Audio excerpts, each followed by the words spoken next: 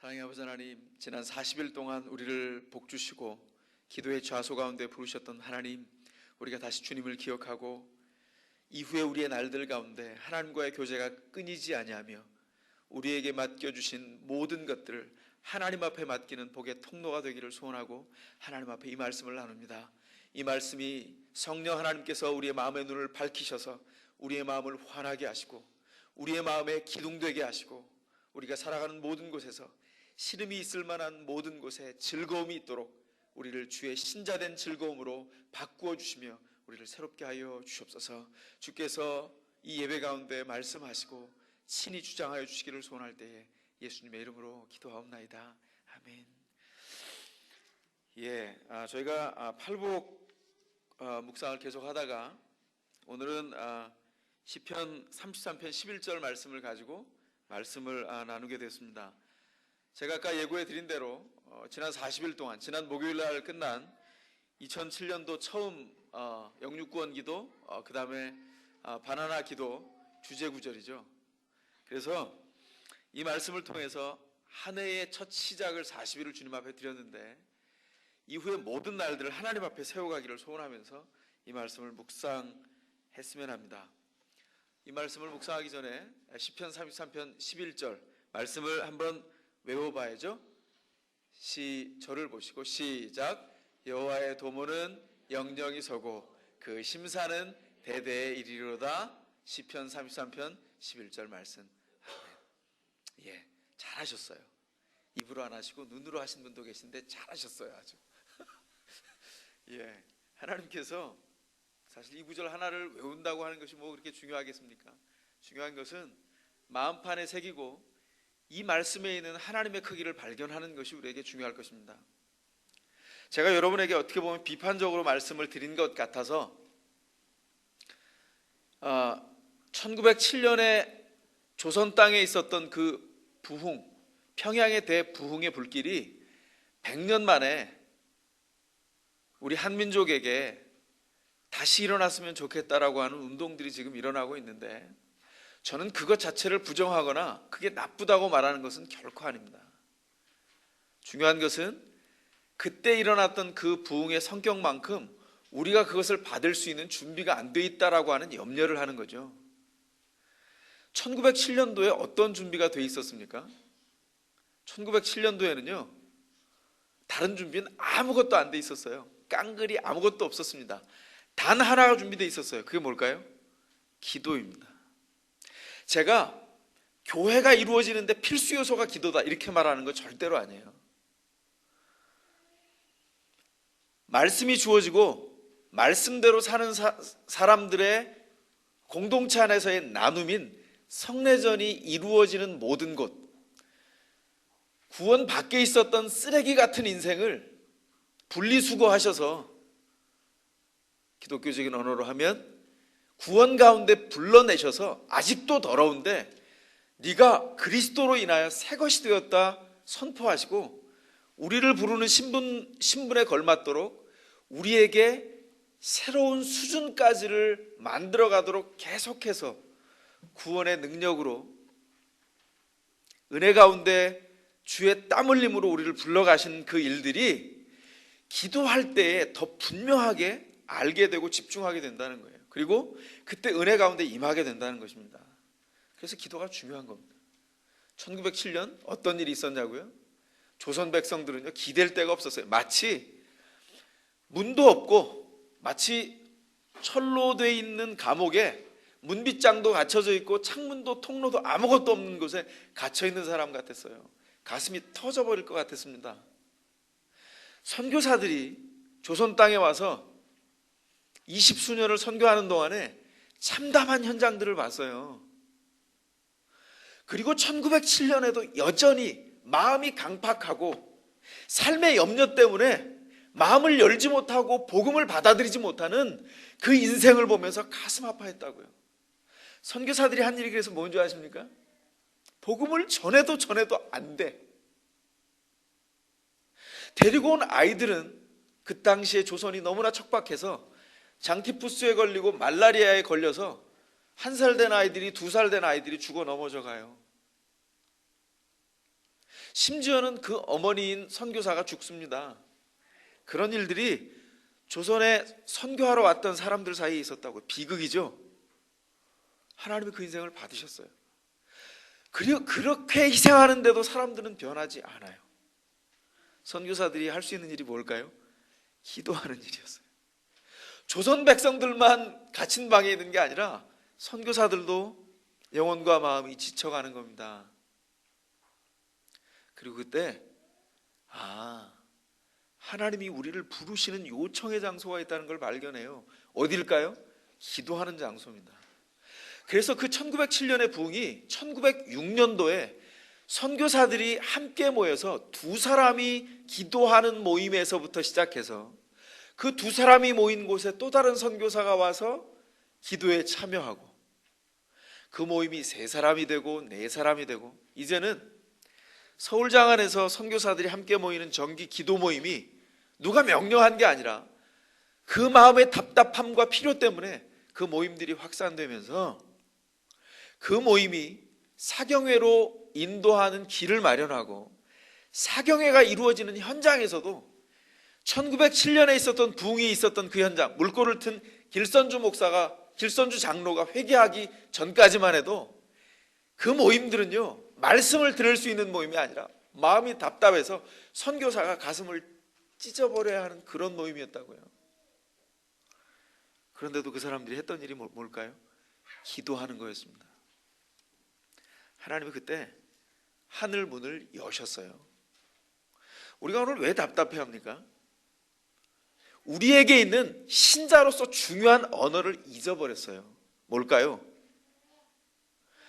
하나님께서 우리를 불러서 교제케 하시는 그 통로와 언어를 잊어버려서 이 땅의 수준만큼만 봐요. 그래서 하나님께서 우리를 뛰어넘어서 보게 하는 장소까지를 가지를 못해. 왕년에는 경험했어요. 왕년에는. 오늘날 경험 안 하는 거예요. 어떤 사람들은 그 부흥의 일들을 한 번도 경험한 적이 없어요. 그런데 오늘도 그 경험을 하지 못해요. 그러니까 어떻습니까? 믿음이라고 하는 것이 세상 사는 것과 별반 다르지 않아. 예수를 믿고 신자 됐다는 것이 그 능력이 세상 사람과 별반 다르지 않다고요. 예수 믿는 사람이 세상 사람과 달라요? 눈, 코, 입 다 달렸고 똑같은 말하고 똑같이 생활하고 동일하죠. 한 가지 다른 게 있다고요. 하나님이 건져내셔서 하나님이 부르셔서 그와 교제할 수 있는 특권 주시고 하나님이 누구인지를 전모를 볼 수 있도록 그 크기대로 볼 수 있도록 우리를 부르셨어요. 어떻게 해야 됩니까? 눈을 떠서 하나님이 얼마나 크신 분인지를 봐야 돼요. 그런데 하나님을 보기 전에 우리는 뭐가 보이죠? 옛날에 그런 말이 있죠. 세상이 돈짝 많았다고. 세상을 돈짝 많게 봐요. 그래서 주머니에 돈이 떨어지면 너무 불쌍해져. 인생이 초라해져. 내가 원하는 것이 이루어지지 않으면 그것을 넘어가지를 못해요. 그러니까 기도는 고사하고 우리의 영혼을 주님 앞에 드리는 모든 일들이 한 걸음조차도 디디기가 어려워진다고요. 어떻게 해야 될까요?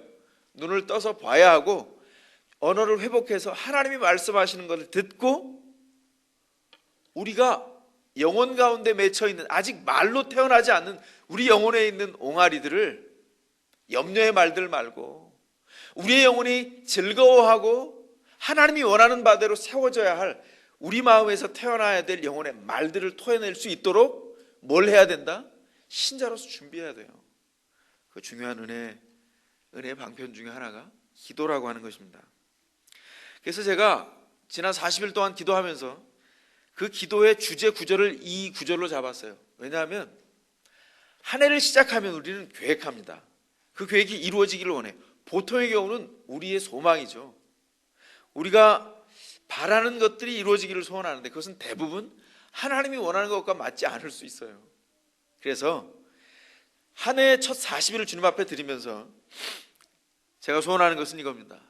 하나님의 계획, 그것이 영원히 서고 하나님의 우리를 향한 목적이 끝까지 대를 이어서 다음 세대에 변하지 않고 우리에게 이루어질 것이다. 그것을 우리가 좀 살펴보아야 보기를 원했던 것입니다. 40일이 지났습니다. 우리가 다시 한번 살펴봤으면 좋겠어요. 지난주에 저희가 열왕기상 13장을 잠깐 제가 설교 중에 묵상하면서 그런 말씀 드렸죠. 하나님의 선지자가 주님 앞에 집중하지 못하고 실패했어요. 왕년의 선지자였던 늙은 선지자가 하나님을 보면서 뭐라 그래요? 그 죽은 선지자를 묻고 하나님을 향하여 보면서 이렇게 말하죠. 하나님의 뜻은 반드시 이루어진다. 아들에게 얘기하고 그 인생이 흔적조차 없어지고 사라져버려요. 역사의 무대 뒤로. 무슨 얘기입니까? 우리의 계획은 잠깐이에요. 그리고 그 계획은 온전하지 않기 때문에 언제 부서질지 모릅니다. 2007년 한 해 동안에 우리 안에 있는 소망이 있다면 그것을 하나님이 우리에게 주시는 것으로 초점을 맞출 필요가 있어요. 여러분 뭐라고 말씀합니까? 하나님의 계획이 변함이 없고 실패가 없다고 분명히 말하는데 10절의 대조에 보면 이렇게 분명히 얘기하고 있습니다. 주님이 나라들의 계획을 패하시고 실패로 끝나게 하시고 민족들의 목적을 무효로 만들어 보신다. 꽝을 내버리신다는 거예요. 그래서 이 땅에 있는 민족들이 여러 가지 일들을 벌이지만 그 일들은 하나님이 인준하고 허락하지 않는 한 꽝이에요. 어떤 일들이 벌어집니다. 역사 안에서 하나님이 인준하셔서 그 일들을 통하여 하나님의 뜻을 이루도록 하시는 거예요. 그래서 10절의 영어 성경에 보면 이렇게 되어 있죠. 방해하고 망쳐놓는다. 우리 하나님이 회방꾼이 되신다는 거예요. 왜 그렇게 하신다고요? 하나님의 온전한 뜻이 이루어져야 하나님의 신자들로 만들어져서 그 땅을 살아낼 수 있기 때문입니다. 세상의 모든 일들이 그래서 누구의 다스림 안에 있다? 누구의 컨트롤 안에 있다? 하나님의 컨트롤 안에 있다. 그래서 세상에 일어나는 인생의 모든 일들이 하나님의 컨트롤 안에 있다는 것을 믿는 것이 신자의 본분이라는 겁니다. 그래서 우리가 인간 역사를 생각해 보면 전 역사를 좋아해요. 개인적으로 역사에 기록된 역사 책들을 읽기를 참 좋아하는데 기록들을 보면 이렇게 만약 이랬으면 얼마나 좋았을까 이런 장면들이 많이 있어요. 여러분 그런 생각 해본 적 없어요? 저는 최근에는 2차 대전에 관련된 2차 대전의 발발부터 그 상황들에 관한 책들을 이렇게 보면서 히틀러라고 하는 사람 1차 대전으로 독일이 완전히 박살이 나고 유럽 전체 국가들이 전비를 내라고 다 아우성을 쳤는데 그게 너무 혹독한 거였어요. 독일 국민들이 10사람이 모이기 전에 성냥을 키지 않았다는 전설이 남았잖아요. 물 한 방울도 아껴요. 90년에 저희가 선교할 때 독일에서 온 19살짜리 소녀가 있는데요. 그 자매가 너무너무 싱글싱글 웃으면서 낙천적인 친구인데 유일하게 화낸 때가 있어요. 어떤 때? 부엌이나 화장실에 들어갔다가 나오는데 어떤 다른 동료가 그 수돗물을 잘 안 잠그고 수돗물이 방울방울 똑똑 떨어지게 이렇게 아끼지 않을 때 나와서 난리가 나요. 누가 수도꼭지를 제대로 안 잠궜냐고 난리를 쳐요. 아끼는 게 아주 몸에 뱄어요. 그렇게 해서 2차 대전이 일어난 1939년 될 때까지 그 몇 년 되지 않는 세월 안에 독일이 다시 일어났어요. 공업 강국으로. 근데 그 한가운데 나치당의 창설자 히틀러가 있었다고요. 히틀러가 중흥을 시켜서 1차 대전 끝나고 넘쳐나던 실업자가 다 없어져 버렸어요.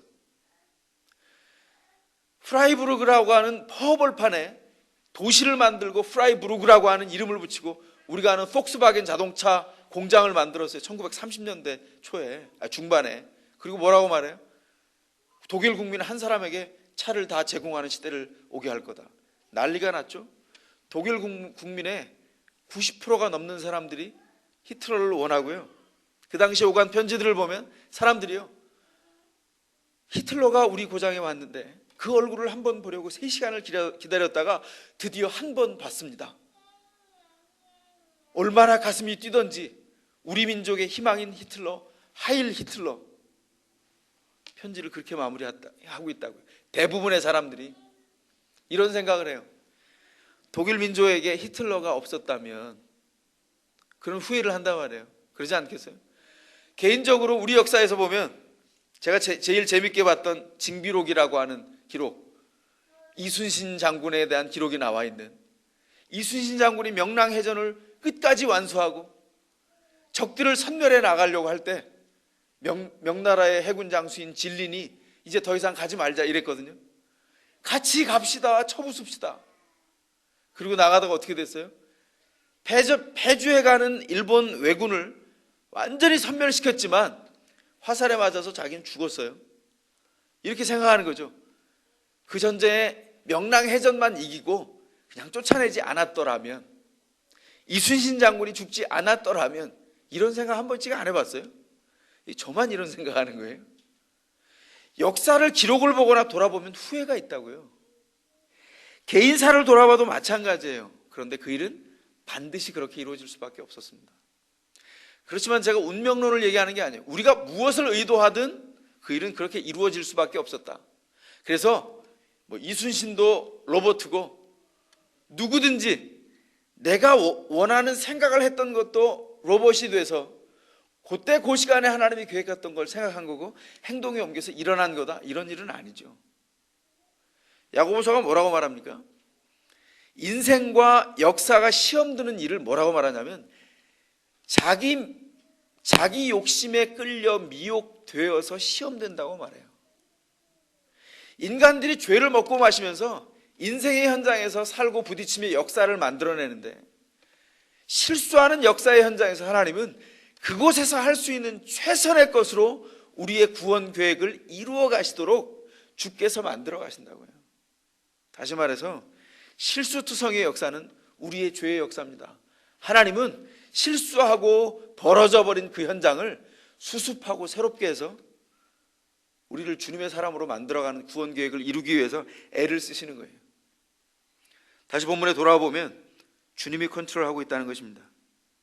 주님이 역사를 다스리시고 주님이 컨트롤하는 한 이 엄청난 힘과 그 능력이 그 인격 안에 통제되어서 구원의 역사를 이루어 가시고야 마는 거예요. 우리가 얼마 전에 팔복을 묵상하면서 온유에 대해서 묵상했습니다. 온유에 대한 성경적인 그림이 뭐였죠? 온유에 대한 성경적인 그림이 야생에 있는 말을 데려다가 길들이는 것을 얘기했어요. 그죠? 야생에 있는 말은 아무 쓸모가 없는데 데려다가 조련사가 길들이고 주인의 뜻대로 길들여져서 훈련되고 통제된 그 상태, 그걸 바로 온유라고 한다고요. 이걸 주님 앞에 적용하면 어떻게 된다고요? 주님이 온유한 성품이 있기에 우리에게 그 온유한 성품을 선물로 주시는 거예요. 신자들에게. 주님에게 적용하자면 이겁니다. 야생마를 길들여 가도록 이미 그 성품 안에 들어있는 온유함, 조련사된 하나님, 그분은 통제할 힘도 있고 훈련시켜서 고도의 훈련을 통해서 고난을 이길 수 있는 힘도 줄 수 있는 우리의 구원을 위해서 온유를 발휘해 내시는 하나님이세요. 그 온유한 하나님이 힘이 엄청난데 그 힘을 어떻게 쓰신다고요? 승질 나는 대로 쓰시는 게 아니라 통제되어서 우리의 구원을 이루어내는 한도 내에서 쓰시기로 결정하셨다고요. 그게 성경에 나타난 우리의 하나님입니다. 온유함이 없다면 하나님의 능력은 뭐와 비유할 수 있을까요? 핵폭탄 같을 거예요. 핵 발전소로 비유해 볼까요? 핵이 놀라운 힘을 가지고 있는데 핵 발전소에서 통제되면 온갖 유용한 일에 다 쓰입니다. 그러나 이 핵 에너지가 통제되지 않고 그게 아무데나 다 발산될 수밖에 없다. 그럼 어떻게 돼요? 온 사람이 방사능에 유출돼서 비극과 불행을 맛보는 거죠. 체르노빌 원전이 폭파사고 기억하세요? 모든 사람이 다 불행해졌습니다. 그 주변의 사람들이. 하나님이 통제되지 않는 방식의 힘으로 우리에게 행사하지 않기로 작정하시는 거예요. 그게 뭐다? 하나님의 계획이 영영하고 그의 목적이 대대에 이를 것이다. 언제까지? 우리를 향한 구원의 계획이 완수될 때까지. 그럼 우리 2007년이 어떻게 될까요? 그분의 목적을 향해서 초점 맞출 필요가 있어요. 그 가운데 이런 계획이 있을 수 있죠. 돈을 좀 더 벌었으면, 이런 계획이 있을 수 있고요. 내가 원하는 학업을 진행할 수 있었으면, 내가 원하는 학교에 들어갈 수 있었으면, 이런 계획이 있을 수 있습니다. 그러나 그것도 어디에 있어야 된다고요? 우리의 구원을 향하여 이루어 가시는 하나님의 뜻 안에서 그 일이 하나님 앞에 어떨 것인가, 이걸 집중해서 생각해야 돼요. 그러지 않으면 신자로서 주님 앞에서 그 일을 감당하지 못하는 거죠. 그 엄청난 힘으로 우리가 생각하는 것보다 더 괜찮은, 노골적으로 얘기하면 베스트 오브 더 베스트의 최상의 길로 인도해 가실 거예요. 그럼 즉시 질문이 나오죠. 그런데 왜 우리한테 오늘 시련을 줘요? 왜 원하는 걸 안 주시는 거예요, 우리 하나님은? 이런 질문이 나오겠죠. 왜 그럴까요? 주면 망하니까. 대답 간단하죠. 주면 망해요. 어린아이가 호기심 때문에 뜨거운 물을 달라 그럴 때 엄마가 아이에게 뜨거운 물을 왈칵 쏟아주지 않아요. 전신 3도 화상 입으면 죽는 거죠. 어떻게 해야 돼요? 애를 야단치고 격리시켜 놓죠. 애는 막 뒤집어지고 난리가 나죠. 물론 이제 등급이 ABCD죠. 온유한 성품에 있는 아이는 이러지만 이제 저처럼 못된 아이는 이제 으아 이러면서 뒤집어지는 거죠. 그래도 어떻게 한다? 현명한 부모는 그대로 울려요. 목청이 따지도록 울려. 왜? 뜨거운 물을 뒤집었으면 죽으니까. 그런데 아이는 그 지식이 없단 말이에요. 우리가 생각하기에는 올 한 해 돈벼락을 말았으면 좋겠어. 원하는 계획들이 착착착착 이루어졌으면 좋겠어요. 그 인성검사에 혹시 저와 비슷한 MBTI 해보셨어요? MBTI에서 제가 제가 뭐예요? 무슨 T제예요? 아니 ENTJ죠 제가. 그런 거 알아요? 아는 사람끼리만 언어. 그러니까 계획을 세워서 이런 거예요. 다음날 뭘 하려면 오늘 계획을 세워야 돼요. 오늘 계획을 저녁에 잘 때 막 계속 세워. 내일은 뭐 하고 그러다 잠을 못 자. 에? 그래서 훈련이 돼야 되죠. 잠은 자고 계획은 이제 따로 그 전에 세워놓고 잠을 잔다. 이렇게 해야 되는 사람들이 있어요. 이런 사람들은요, 자기가 계획 세워놓은 게 이루어지지 않으면 미쳐요. 제 여동생이 그런 친구예요. 저보다 극단적으로 나간. 밤새도록 잠을 못 자, 계획을 세우다가. 그 다음 날은 그게 그대로 다 이루어져야 돼. 저는 이제 많이 훈련돼서 그 성향이 없어졌지만 저에게도 그런 성향이 있어요. 여러분들도 정도 차가 있지만 그럴 거예요. 지난주에는 이제 제가 다음 주에 집회를 가잖아요. 그 요구해서 미리 법문과 뭘 보내주세요. 그래서 받자마자 싹 보냈어요 벌써. 그러면서 뭐라 그랬냐면 일정표나 계획표가 나오는 대로 알려주십시오. 그러고는 꿀먹은 소식이야. 없어요. 집회가 불과 일주일도 안 남았는데. 그럼 이제 저 같은 성격 유형의 사람은 답답한 거죠. 그런데 제가 저를 알아. 그래서 어떻게 해요? 답답하지 않도록 만드는 거예요. 무슨 말씀인지 아시겠어요? 인생은요, 여러분들이 계획한 대로 이루어지지 않아요. 어떻게 이루어진다고요? 하나님이 원하는 대로 이루어져요. 그래서 어떻게 해야 된다? 하나님의 뜻에 나를 드리고 거기에 즐거움을 얻도록 나를 맞추어야 돼요. 그래서 여러분, 인생에는 뭐가 있다? 한계가 있다. 꼭 기억해야 됩니다. 그래서 제가 여러분에게 그런 말씀 드렸어요. 우리 복음의 샘 사전에 보면 한계가 뭐다? 한계가 능력이다.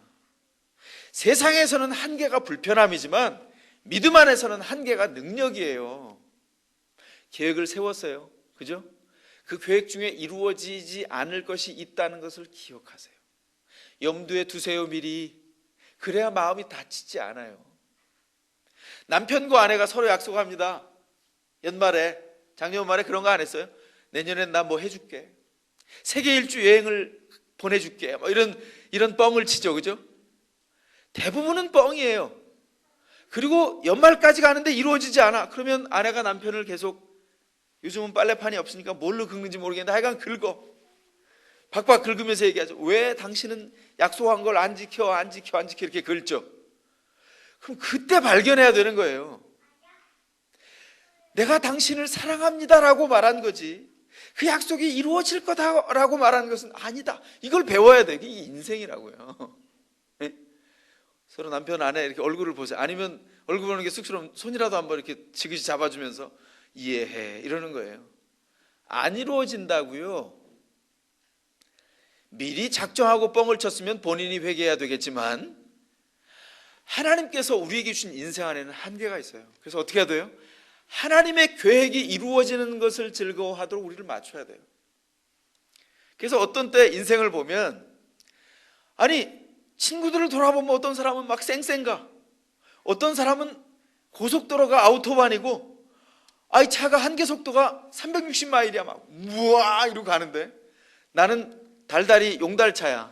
우달달달달달 이러고 가는 거예요. 이게 또 고장도 잘나서 시속 20마일이에요. 20마일. 우달달달. 꺼졌네. 푸달푸달푸달푸달. 푸달푸달푸달. 아 걸렸다. 우달달달 이러고 가는 거예요. 여러분 인생이 늦고 계획한 대로 되지 않고 원하는 방향으로 가지 않는다 할지라도 그 일이 여호와 하나님의 계획 가운데서 그 한계를 극복하도록 나를 사랑하시고 최선의 것을 예비하셨다는 것을 알면 인생이 달라지죠. 그래서 여러분 믿음이라는 게 뭡니까? 현장 안에서 현장에 있는 것을 왜 안 이루어져? 왜 안 되라고 급해하는 것이 아니라 하나님이 이루는 방식대로 나를 맞춰가는 게 믿음이에요. 아멘입니까? 그렇다면 여러분 인생의 계획 가운데 이 연초가 이제 2달 지나고 이제 석 달이 가까워와요. 너무 어려워하지 마십시오. 제가 3월 달에 여러분에게 주려고 하는 필독서가 있어요. 아주 재미난 책이 나왔더라고요. 시중에 모자람의 위안이라고. 그 책을 딱 펴면 이렇게 돼 있어요. 삶에는 성취되는 것보다 이루어지지 않는 일이 더 많다. 그래서 서문을 딱 펴면 이렇게 돼 있어요. 삶에는 한계가 있다. 이게 첫 문장이에요. 첫 문장이 너무 마음에 들었어요. 나는 제 아내를 첫눈에 반해서 사귀거나 이러지는 않았지만 그 책은 첫눈에 반해서 읽어 내려갈 수밖에 없는 너무 좋은 책이에요. 여러분에게 소개할 겁니다. 삶에 한계가 있어요. 그래서 성공으로 가는 것이 세상적인 성공을 성취해 가는 것이 하나님의 뜻이다 라고 말하지만 사실은 실패하면서 배우는 것이 더 많다는 거예요. 여러분 우리 중에 슈퍼맨의 비애라고 노래가 있는데 그 노래는 몰라요. 슈퍼맨의 비애가 있죠. 슈퍼맨 누구죠? 슈퍼맨 누구예요? 키아누 리브스 아니고 이름이 뭐예요? 크리스토퍼 리브. 그죠? 크리스토퍼 리브가 어떻게 됐죠? 슈퍼맨이었는데 자기는 사고로 인해서 전신마비가 왔잖아요. 그죠?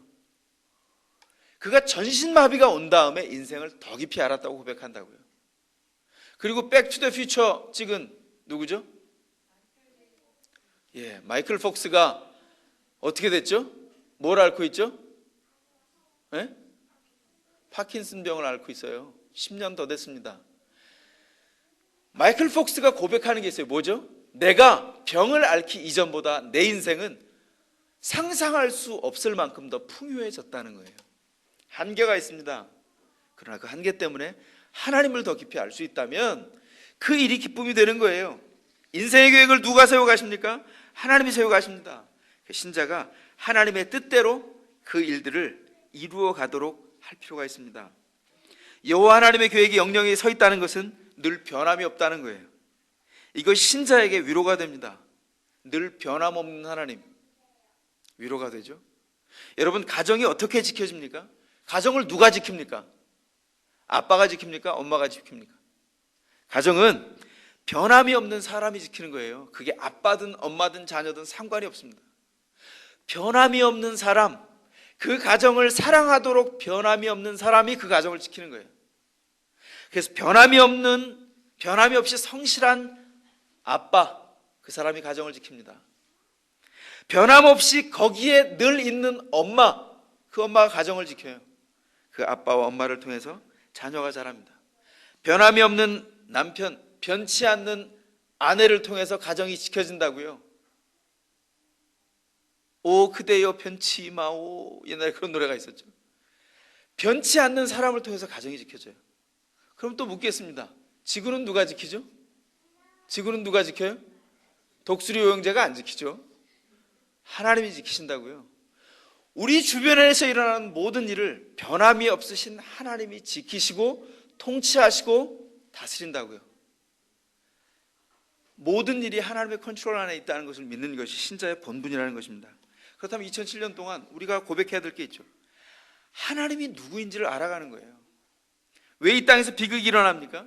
하나님이 누구인지를 정확히 알려고 하지 않기 때문이에요. 그래서 하나님이 누구인지를 정확히 알지 못하면 그가 사랑하는 자가 주님이 아닐 수도 있어요.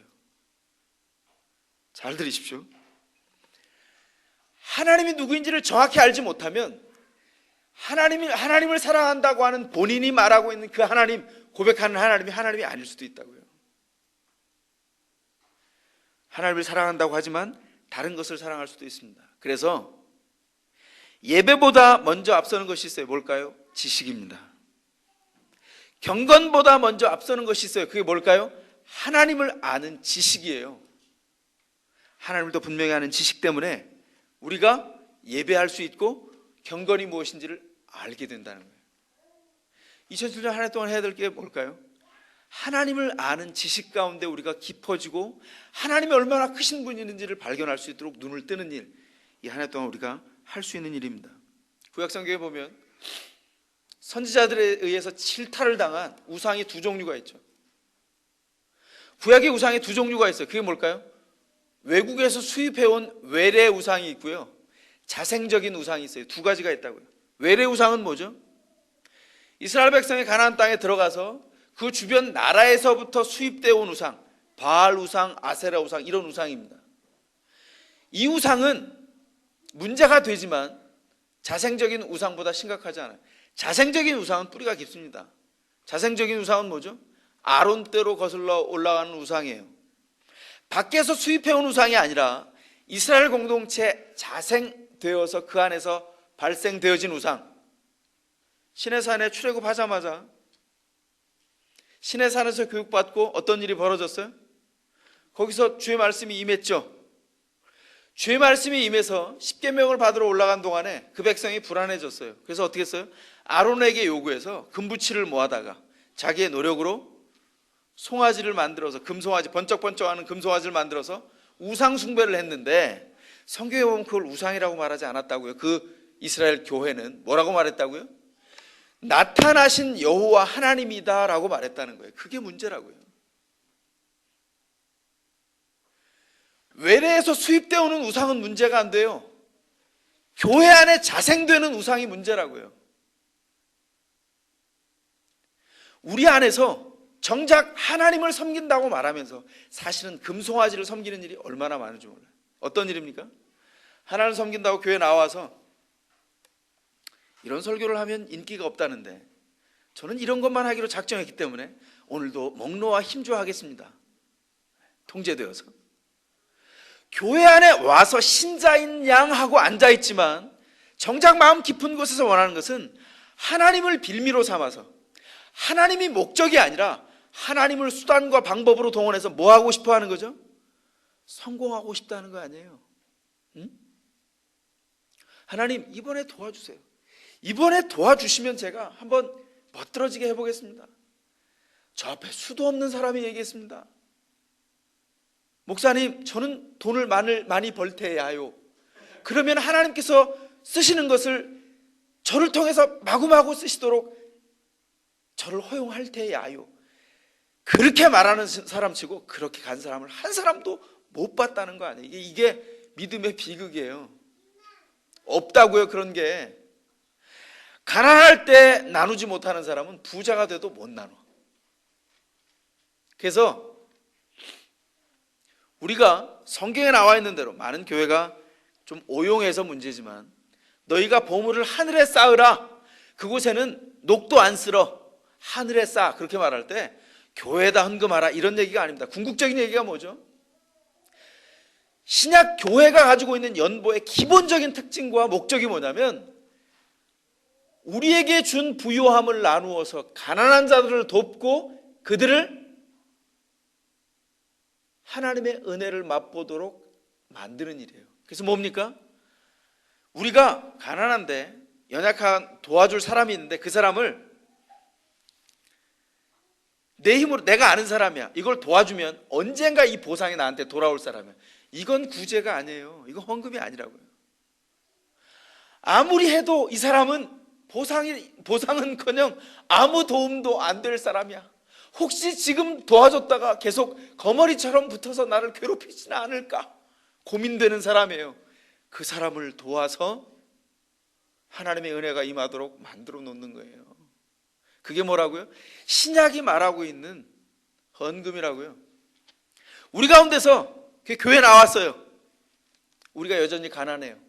가난함에도 불구하고 그것을 나누어서 돕기로 작정했어요. 교회 헌금을 통해서. 뭘 하는 거다? 돌아올 수 없는, 보상이 있을 수 없는 자와 그 장소를 향해서 헌신하는 거예요. 그럼 어떻게 되는 겁니까?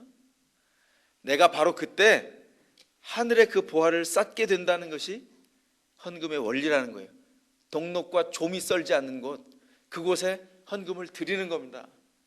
지난주에 사실은요, 제가 여러분 때문에 감격했어요. 왜 그런지 아세요? 지난주에 제가 설교를 통해서 그저 잠깐 북한에 이런 어려운 일이 있습니다 라고만 말했는데, 헌금합시다 이러고 지나고 중간에 아무런 조처를 취하지 않았어요. 헌금합시다 제가 그러고 그 다음 주에 지난주에 올 때 막 플랜카드를 내걸고 그랬습니까? 안 그랬다고요. 여러분이 금액이 어떻게 됐든 상관이 없이 마음을 쏟아서 기도하면서 헌금을 해서 제가 그게 얼마나 감격스러운지, 성도들이 우리가 마음을 모으는 현장에 함께 있구나라고 하는 것을 발견케 했어요. 여러분 진짜 제 마음을 녹였어요. 우리가 하나님 앞에서 작든지 크든지 상관이 없어요. 여러분이 부유해지지 않아도 괜찮아. 여러분 중에 그렇게 말하는 분들이 많잖아요. 이렇게 믿음으로 포장하려고 애를 쓰는 분들, 우리 중에는 없습니다만, 목사님 열심히 돈 벌래요. 그래서 교회를 위해서 기둥이 될 테예요. 기둥이 안 돼도 괜찮아. 그냥 잘 살라니까. 하나님 앞에서 2007년 동안 가난해도 괜찮아요. 부유해도 괜찮습니다. 어떤 형편 가운데 두셨든지 주님이 주신 것 가운데 그 계획으로 즐거워하도록 여러분을 드렸으면 좋겠어요. 그게 하나님의 목적이라고요. 그렇게 한 사람들은요, 예배자로 서게 됩니다. 하나님이 누구인지를 알게 되어서 비로소 예배가 시작돼요. 그래서 하나님을 수단으로, 하나님 내가 주시면 뭘 하겠습니다, 이게 아니라 하나님이 목적이 되어서 주님이 얼마나 크신 분인지요, 그리고 주님 앞에서 제가 받아 누릴 이 즐거움이 얼마나 대단한 일인지요, 그것 때문에 주님 앞에 나아가서 기뻐하며 주님을 즐거워하게 된다는 거예요. 여러분, 우리 교회는 이제 자생적인 우상은 근본부터 근절입니다. 간첩이에요. 이게 교회 안에 들어와 있는 간첩이라고요. 그리고 전염성이 강해요, 이게. 그래서 미국 교회에 영향력을 미치는 지도자 중에 1위가 오스틴이라는 사람이에요. 긍정의 힘, 적극적인 생각으로 뭔가를 생각하고 이루면 그 일이 이루어진다는 겁니다. 저는 그게 아니다라고 말하는 게 아니에요. 제가 다음 달에 여러분에게 줄 그 책에 보면 아주 그 목사님이 귀한 통찰을 넣어놨어요. 적극적인 사고방식은 틀렸다는 것이 아니다, 모자란다는 것이다. 우리의 마음의 결심과 우리의 마음의 방향으로 우리가 의지를 발동해내는 것이 얼마나 엄청난 힘을 가지고 있는지 우리는 이미 교회 안에서나 성경에서나 성경 밖에서나 이미 발견했어요. 그러나 그 의지만 가지고 살아갈 수 없는 영역이 있다는 것을 적극적인 사고방식은 우리에게 가르쳐주지 않아요. 그래서 뭐합니까? 그것 때문에 속아서 교회 안에서 하나님을 이용해 먹기까지 우리가 전락되는 거예요. 돌이켜야 된다고요. 삶에는 한계가 있습니다. 그런데 하나님은 변함이 없어요. 늘 거기 계세요. 그분은 모든 것을 가지셨어요. 우리가 필요한 때에 필요하다면 언제든 공급해 주실 겁니다. 문제는 우리가 준비가 안 되어 있는 거예요. 어떤 사람에게 부요함이 필요하다면 부요함을 주실 겁니다. 우리 교회에 부흥이 필요하다면 부흥을 주실 겁니다. 우리에게 어떤 상황이 있든지 그 일을 자족하고 즐거워하는 영성이 필요합니다. 우리 그 제자도를 이 한 해 동안 회복해 갈 수 있기를 원합니다. 자, 이제 간첩은 없는 거예요, 그죠? 하나님의 계획, 주님께서 우리를 인도해 가시는 그 일들을 알게 된다면 우리가 인생에서 무엇을 준비해야 될까? 그게 우리의 반응이어야 한다는 것입니다. 신자들이 12절에 나타난 대로 우리에게는 복된 것이 있어요. 그게 뭐냐면 여호와로 자기 하나님을 삼은 나라가 되어버렸기 때문에, 여호와가 우리의 나라가 되셨어요. 더 이상의 즐거움은 없습니다. 그분이 우리를 그의 나라로 삼으셔서 붙들어 가셨기 때문에 그것이 인간의 계획에 근거한 것이 아니라 우리가 소원한 욕망에 근거한 것이 아니라 하나님의 뜻과 목적 가운데 우리를 이미 부르신 것이기 때문에 여기에는 요동할 다른 일이 없습니다. 하나님의 계획은 이루어질 거고 그 목적은 반드시 완성될 것이기 때문입니다. 우리를 구원하시는 게 하나님의 목적입니다. 구원하시기 위해서 모든 힘으로 올해도 변함없이 우리에게 쏟아 부으실 거예요. 사랑이 필요하면 사랑을 주실 겁니다. 돈이 필요하면 돈을 주실 거예요. 그러나 과도하게 주시진 않을 겁니다. 건강이 필요하면 건강을 주실 겁니다. 건강에 어려움이 필요하면 건강에 어려움을 주실 거예요. 그러나 건강에 어려움을 주시도록 하기 위해서 막 살지는 마세요. 네? 맨날 술 먹고 맨날 담배 피고 이렇게 하면 안 돼. 하나님 앞에 정도를 가면서 우리 안에 주어진 모든 것이 하나님의 신비를 경험하는 통로가 되도록 우리를 부르셨어요. 그렇다면 우리에게 남아있는 일은 뭐다? 즐거워하는 일입니다. 그래서 오늘 본문 18절 이하에 보시면 그런 말씀이 있어요. 오늘 본문 18절 이하 한번 보실까요? 오늘 본문 18절 이하, 여호와는 이렇게 말합니다. 읽어볼까요? 시작. 여호와는 그 경외하는 자 곧 그 인자하심을 바라는 자를 살피사. 19절. 저희 영혼을 사망에서 건지시며 저희를 기근 시에 살게 하시는도다. 20절. 우리 영혼이 여호와를 바라며 저는 우리의 도움과 방패시로다. 21절. 우리 마음이 저를 즐거워하며 우리가 그 성호를 의지한 연고로다. 그랬습니다. 우리가 즐거워하게 되는 이유가 뭐예요? 하나님을 좇게 되고 알게 되어서 그때서야 비로소 우리에게 그 즐거움이 주어진다고요. 제가 처음에 소개했던 1907년에 일어났던 일을 다시 한번 여러분에게 상기시키면서 말씀을 마무리하겠습니다. 1907년 땅에 사방이 막힌 것 같은 어둠 가운데 있을 때 선교사들이 기도하기 시작하고 하나님의 신자들이 기도하기 시작했습니다. 1907년은 객관적으로 조선에 어떤 일이 일어났답니까? 1907년부터 3년 후에 어떻게 되죠? 조선이 나라를 잃죠. 한일 합방이 일어나요. 1907년에는 우리나라가 외교권을 박탈당했어요. 조선에 있었던 모든 부존자원, 금강 채굴권, 모든 철광석 채굴권, 금, 은, 구리 모든 채굴권을 열강의 모든 나라에게 뿔뿔이 다 줘버린 그런 때예요. 일본이 다 팔아먹었어요. 열강이. 부존자원도 우리 것이 아니에요. 외교권도 우리 것이 아니에요. 군대가 다 해산되고 군대권도 경찰권이 다 일본으로 넘어갔어요. 아무것도 없어요. 수탈당할 모든 준비가 끝난 때입니다. 좌절과 절망 외에는 아무것도 없던 때예요. 그때 어떻게 됐어요? 길이 없으니까 하나님 앞에 간구하는 신자들이 나오기 시작하고 기도가 출발되었다고요. 인생의 계획을 세우는 것 자체가 무의미해진 것을 발견하고 드디어 하나님 앞에 무릎 꿇어 기도하기 시작했어요. 그때 어떤 일이 벌어졌습니까? 성령 하나님이 마음이 핥혀지고 먹을 것이 없고 중심이 찢겨지고 송두리째 상처난 조선 백성들을 향해서 성령을 부어주셨어요. 하늘을 여시고 성령을 부으셔서 인생을 새롭게 하는 경험을 했다고요. 그게 뭐다? 평양의 대부흥운동의 시작이라고요. 그래서 부흥운동이 시작된 것을 보고 사람들이, 조선 백성들이 그 밤에 기도를 끊이지 아니하고 하루와 이틀과 3일을 밤낮을 가리지 않고 기도하고 참회하고 서로를 끌어안고 원수였던 자가 회복되어서 하나님의 사랑이 임하면 원수가 있을 수 없다는 것을 발견하고 용서하고 가늠한 아내를 용서하는 남편이 나오고 하나님 앞에 중심에서부터 회개가 일어나서 그 중심이 변화되기 시작하는 변혁이 있기 시작했어요. 선교사들이 놀랐습니다. 뭐라고 말하는 줄 아세요? 바로 한 세기 전에 영국과 미국의 웨일즈와 미국의 여러 지방, 여기에서도 아주사 부흥이 있었죠. 그 부흥의 일들이 있었는데 웨일즈와 영미 지방에 있었던 부흥은 비교할 수 없을 만큼 놀라운 성령의 역사와 불길이 바로 이곳에서 벌어지고 있습니다. 오늘날 없는 게 있죠. 뭐가 있죠? 그때는요 아무것도 없었다고요. 지금은 다 있어요. 이게 문제라고요. 우리가 부흥을 맞이하고 오늘날 교회 가운데 부흥이 오게 하기 위해서 어떻게 해야 될까요? 있는 것을 없는 것처럼 하나님을 목적 삼아서 이 한 해를 주님 앞에 세우는 신자들이 필요하다고요. 부흥이 임했습니다. 1907년에 부흥이 임한 다음에 일본의 교회 지도자였고 무교의 지도자였고 우리가 아는 김교신 선생의 스승이기도 했던 우찌무라 간조, 일본의 제국주의적인 전쟁을 끝까지 반대했던 사람이고, 메가더가 일본을 항복받은 다음에 가장 먼저 우찌무라 간조에게 가서 이 새롭게 구성될 전후 평화내각의 총리 대신이 되어주십시오 요청했던 사람이에요.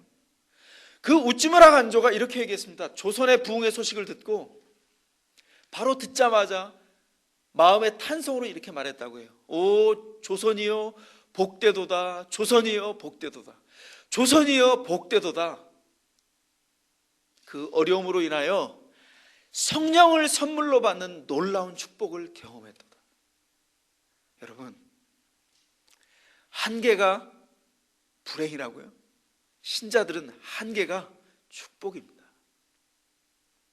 여러분이 어떤 한계에 있습니까?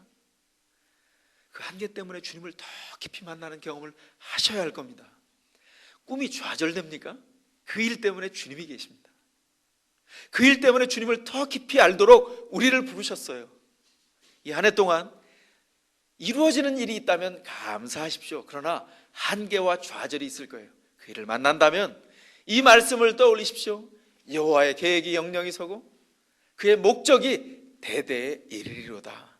주님이 한 해 동안 우리를 통해서 하나님을 더 크게 보게 하시고 새롭게 믿음 가운데서 우리를 인도해 가실 것입니다. 기도하겠습니다. 이 시간 기도할 때 하나님, 제 계획과 제 작은 목적이 이루어지도록 기도하는 것이 아니라 하나님의 계획과 하나님의 목적이 이루어지도록 기도합니다. 주님, 끝끝내 이루어 주십시오. 그래서 제 연약하고 작은 인생을 통하여 하나님의 목적이 성취되게 도와주십시오. 이 한 해의 계획을 하나님의 계획 아래 내려놓는 그런 기도를 주님 앞에 드리겠습니다.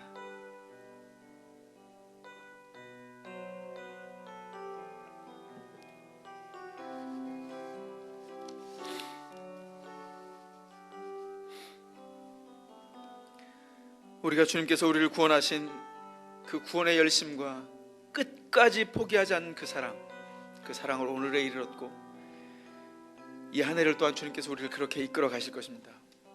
한 해를 기도로 시작하신 여러분, 얼마나 부족했든지 그 기도의 불꽃을, 그 마음의 불꽃을 꺼트리지 아니하고 하나님 앞에서 신자된 그 영광을 날마다 회복하며 하나님을, 더 크신 하나님을 발견하고 우리에게 있는 환난과 어려움을 능히 이기며 한계들을 감사하며 하나님 앞에 세워지는 신자로 자라가기를 소원합니다.